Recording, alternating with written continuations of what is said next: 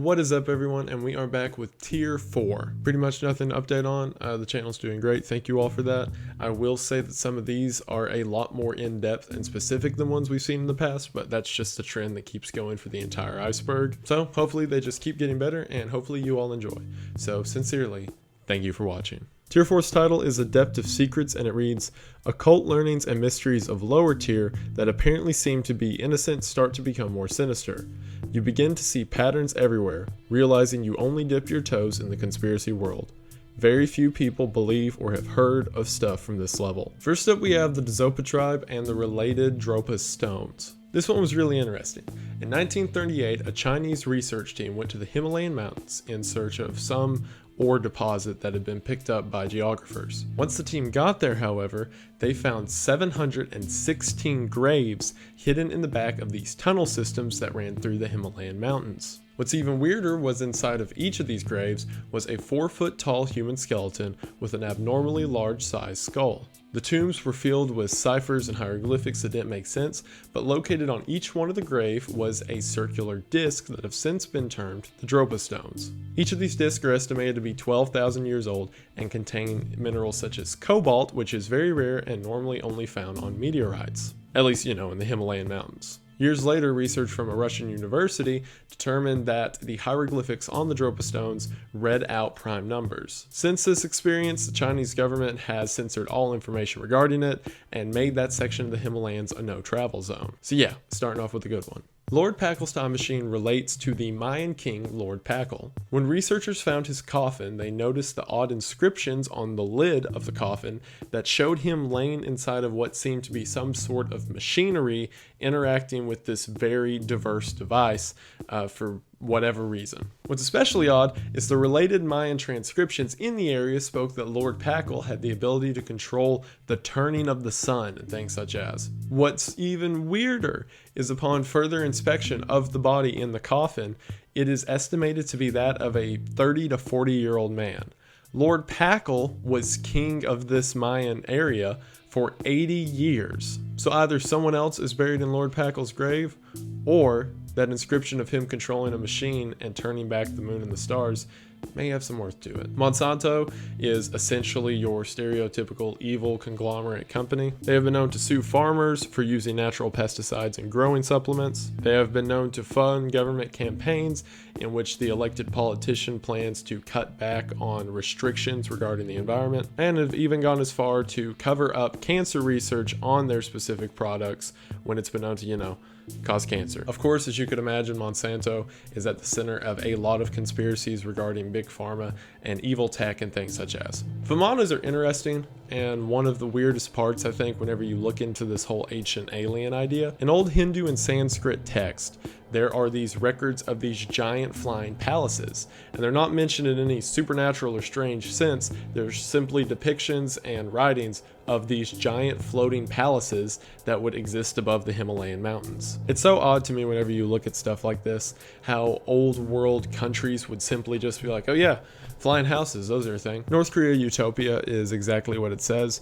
It's the idea that North Korea is actually a secretive, perfect world, but that Western media and European media simply discredit it as order to discredit communism and lift up capitalism. That's at least the main version. The other version is a bit more interesting, I think.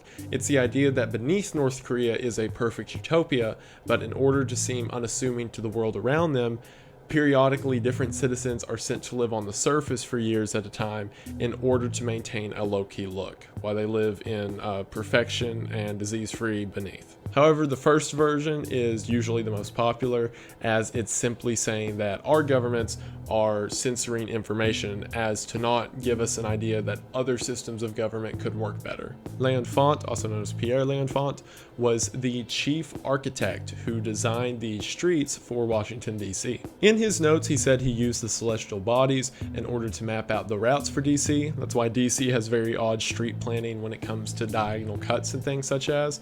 But as other people have pointed out, these streets also line up in satanic shapes, such as several pentagrams or old world geographic shapes being formed by DC streets.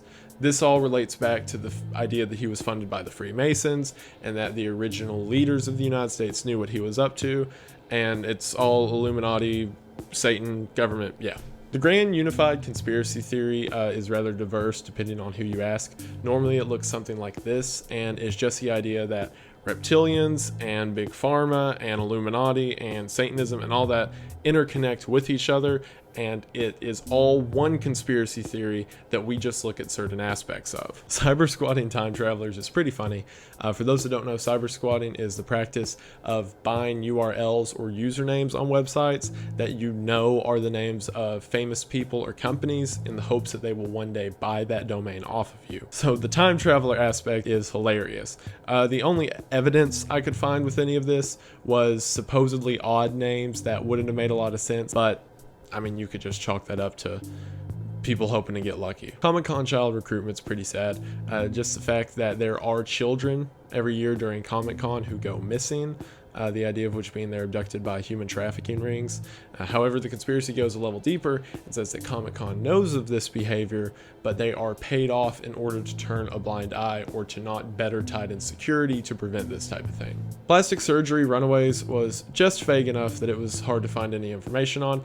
I believe this is referring to the fact that there are plastic surgeons who will famously perform surgery on either runaways or people who have been kidnapped. This wraps back into human trafficking, but it adds an extra layer to it by implying that medical professionals, or at least some, are in on the whole scheme. Lifetide is a book written by Lyle Watson. A lot of the complex in it are pretty intense. From what little brief reading I did on it, it seems to be the idea that humans are artificial or can at least summon an artificial self through their thoughts, and it all has to do with introspection and the idea of looking inwards to bring out the better self. So a lot of sort of Eastern philosophy, yogi type ideas. Baltic Sea anomaly refers to an event that happened in 2011 in which a fishing ship that was using sonar caught this image while looking at the bottom of the Baltic Sea. The Baltic Sea is, as you could imagine, pretty deep, and the idea behind this being that it is a UFO that crashed on the planet some time ago. It's still there to this day. However, for anyone who knows anything about sea travel, it is much harder to keep someone alive underwater than it is in space. This is due to things like pressure, and the deeper you go into water, the harder it is to maintain, which is the reason we normally just send submersibles really deep, and it costs a lot of money. So no one's seen it fit to investigate this yet, or that's what they want you to think.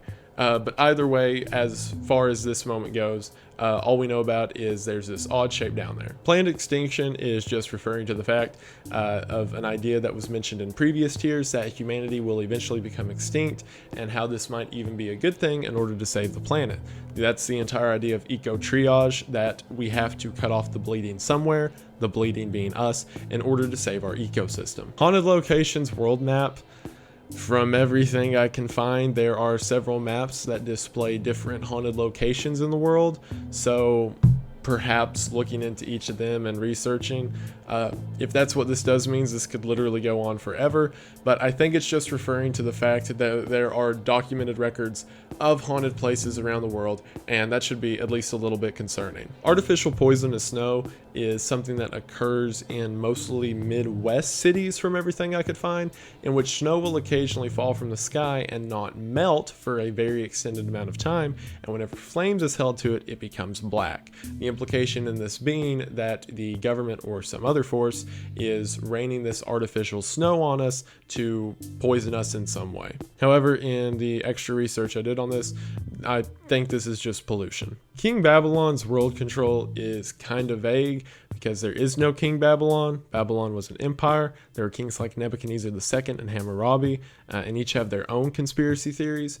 If I had to guess, this is specifically referring to in the book of Revelations, where it talks about Babylon will be the downfall of the new world empires and things such as, which I think this is basically referring to the idea that there will be strength rise up from the east, so to speak. However, that's all speculation. What I believe the conspiracy was referring to is just this idea in Revelations, and the idea that at some point there will be a leader rise up in the Middle East who will dominate control of at least several world powers. Depopulation funds is very closely related to the planned extinction I talked about earlier.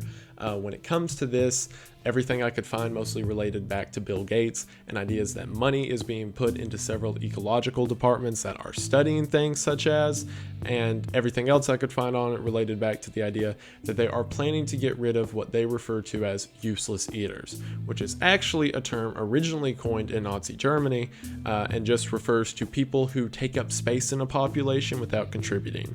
So if it ever got to a point where we were losing our ecosystem fast and we had to immediately correct the human population, the first to go would be these useless eaters, or whoever the government rules is not fit to continue, basically. SCPs based on real life is just saying one of two options: that either the SCP Foundation is real and that all the logs have been linked by disgruntled SCP agents, or some real life supernatural phenomena is hidden in SCP files, both to keep the identity of the person who uploaded it safe and to warn whatever few people may read it of what's really out there. I personally like the second one more since it's at least sort of plausible. So yeah, holotropic breathwork is a practice that is found in a lot of yogi circles, especially Chinese and other Eastern philosophies. It's the idea that quick, fast breaths for time periods up to even 3 hours can cause the body to sort of reset itself and be more in touch with the inner self.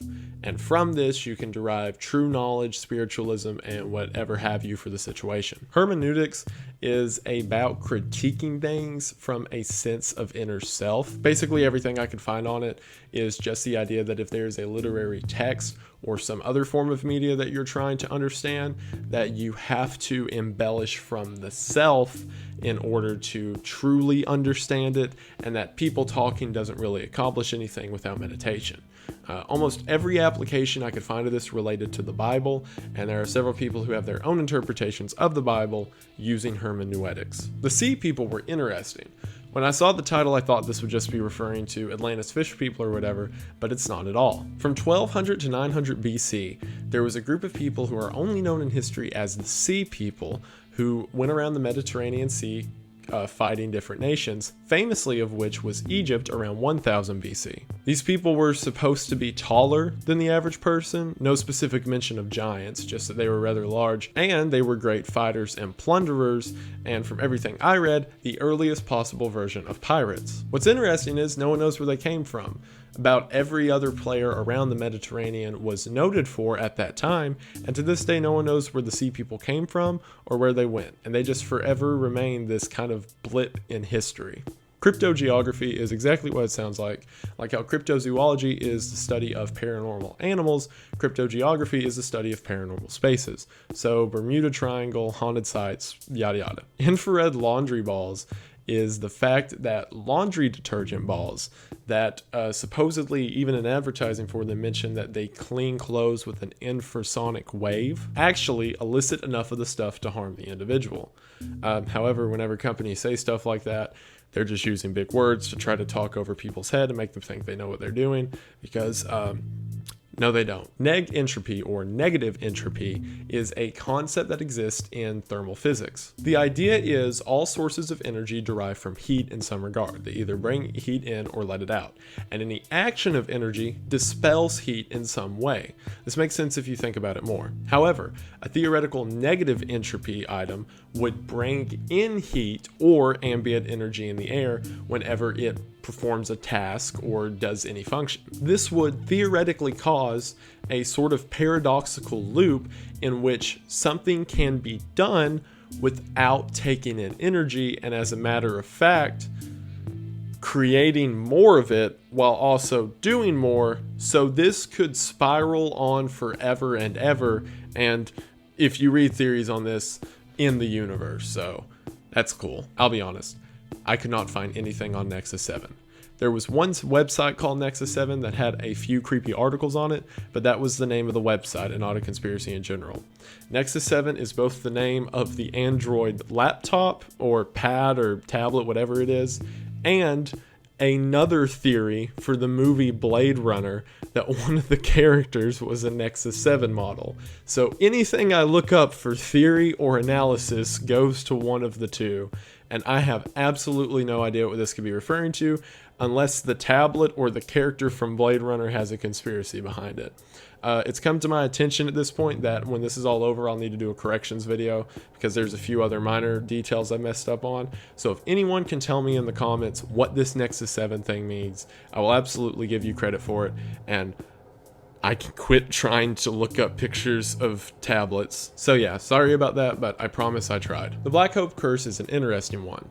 In Houston, Texas, there was a family that moved into a small suburb and immediately began noticing odd things happening around their house. Until one day, an old man showed up and told them that they had bodies in their backyard.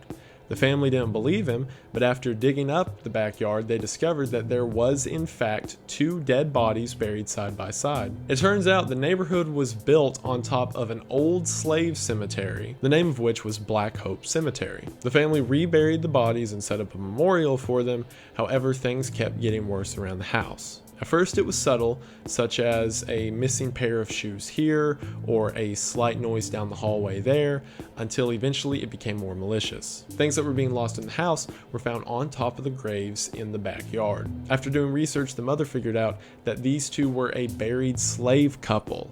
And she felt that by disturbing their grave, she had made them angry. This led to an eventual legal battle with the neighborhood because they sold them a house and didn't tell them there was bodies under it, to which the judge said he would need definitive proof that there were bodies under the house. The mother, in a rage, went back home and began digging up around her yard. Her daughter, who was helping her, came across another body, said she felt ill, and immediately had a seizure, and then died 2 days later in a hospital. The family moved out of the house, the bodies were covered up, and to this day it says that the Black Hope Curse still resides in Houston, Texas. Falun Gong is an interesting one, as it seems to be a religion that's derived from Chinese philosophy that also went at odds with the Chinese government. Although initial reports are mixed of why this rivalry started, we know it got to the point that there was about 70 million Falun Gong members who all stood at odds with the Chinese government. This became a total smear campaign in which the government was blocking the word Falun Gong online, throwing various members in prison. It's even estimated that about 2,000 Falun Gong members were killed while in prison. What's even more interesting is that this religion and the founders of it went on to found the Epoch Times, which is now a pretty well-known news source that constantly talks bad about the Chinese government, and seeing where they came from, you could kind of guess why. Geo-metrodynamics is sort of the theoretical geometry to theoretical physics, and the idea that natural phenomenon and the universe itself can be described and quantitated through geometry. So super next level math stuff. Tor, owned by the government, is in reference to the internet browser Tor, also known as the Onion, which lets people access the dark web. What's funny is this conspiracy iceberg was written in 2017, and it has since been proven without a shadow of a doubt that Tor is absolutely run by the government. Not only was it only created to perform government ops and things such as on unlisted websites, but it is also known that they monitor certain transactions on it in order to figure out where people are and what they're doing, and certain upkeep cost for the Tor browser is funded by certain state departments, if secretly so. So yeah, look at this, all grown up. Something that was on the conspiracy iceberg, now making its way into headlines. Isn't that cute? Cave dweller holocaust, while I couldn't find a very specific instance, is in reference to the idea that there were at one point at least 2 different kinds of humanoid creatures, one of which being us, the other being troglodytes, or cave dwelling creatures. The idea being that at some point we hunted and killed these troglodytes either out of self-defense or just to stay at the top of the food chain. This relates to several old world mythologies and stories relating to a troglodyte or cave dweller type creature, but obviously none existing in our present sense. The Trilateral Commission is a board that was founded in 1973 by John Rockefeller, and yes, that's the Rockefeller name. They meet twice a year in Tokyo, Japan, and the board is made up of United States, Western European, Japanese, and Canadian members who discuss, kind of like the Bilderberg meetings, capitalism and other adult things. I don't know what they say they do. It's absolutely rife with conspiracies. Like reading about these people, they get blamed from everything from 9/11 to John F. Kennedy, even though they didn't exist yet. So yeah, super creepy top 1% elitist, meet every year and talk about stuff. Also, I should mention, especially with that one, I'm at the point in researching this stuff that whenever I type some of this in, the first results are what are you talking about? You don't want to look up that. Look at this picture of Trump and Epstein. Or like the first 10 search results will just be headline after headline that's like, the dumbest conspiracy of the year, question mark. See why people don't trust the elite. So yeah, I can only imagine what the other 6 tiers are going to be like. Dolphin intelligence is exactly what it says. The idea that dolphins are much more intelligent than they're given credit for. But in the more conspiracy side of stuff, it is more so than even the government's letting on. Ideas being that tests with dolphins have shown that they have very complex thought processes, even understanding of right and wrong. However, in order to not discredit our role as top of the food chain, so to speak, all media regarding them simply is like, oh, aren't they a smart animal, when in reality we're locking up and caging things with complex emotions and conscious. So, you know, again, only good thoughts on this channel. Meat showers refers to the Kentucky meat shower that occurred in 1876. As witnessed by many people on a farm in Kentucky, specifically Bath County, Kentucky, for several minutes, chunks of meat anywhere from 2 to 4 inches wide rained from the sky. And this isn't just like a few pieces after the other, this is like a shower of the stuff, to the point that the entire ground was covered with it in a 100-foot radius. This was 1876, so research was weird.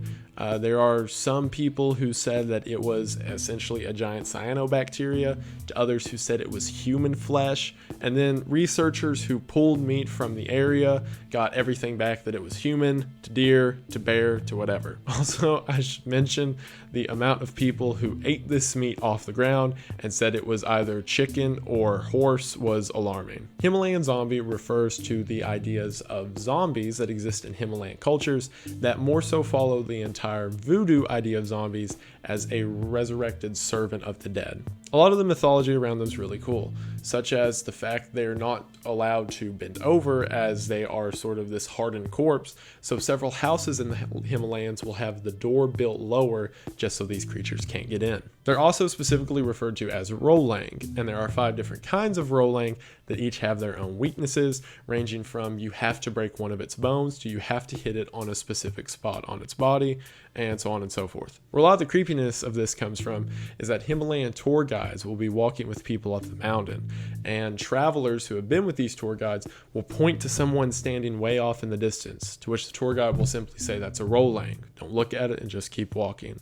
So the idea that there is these mystic zombies existing on the Himalayan mountains to either do the will of their master or simply keep foreigners out is both very scary and very cool. Deep philosophies is just this very specific idea and the principle that whenever judging something, be it someone, some idea, or some piece of work, that interacting with other people doesn't help and you have to pull everything out of yourself in order to actually understand how you feel about it, and that's where true understanding comes from. It's very closely related to hermeneutics, which I talked about earlier. Next is Civil War sightings. This is pretty vague, and there are a lot of paranormal events that existed throughout the Civil War, some of which include the Nicolas Cage vampire. I'm not kidding on that one. A pterodactyl that was shot down, and the green-eyed thing. But what I think this is referring to is the ghost sightings that have taken place after the war. While there are several of these, I will stick to a few of the most notable ones that occurred at Gettysburg. For one, at Little Round Top, during a filming of the movies Gettysburg, extras that were in Union uniforms were sitting in the woods, to which then an old Union soldier who smelled of gunpowder and looked very rustic and dirty came up to the men, began talking about how much this fight meant to him, handing out ammunition, and then ran away. When the men got back to the shooting site, that man wasn't there, and no one had any record of an extra being there.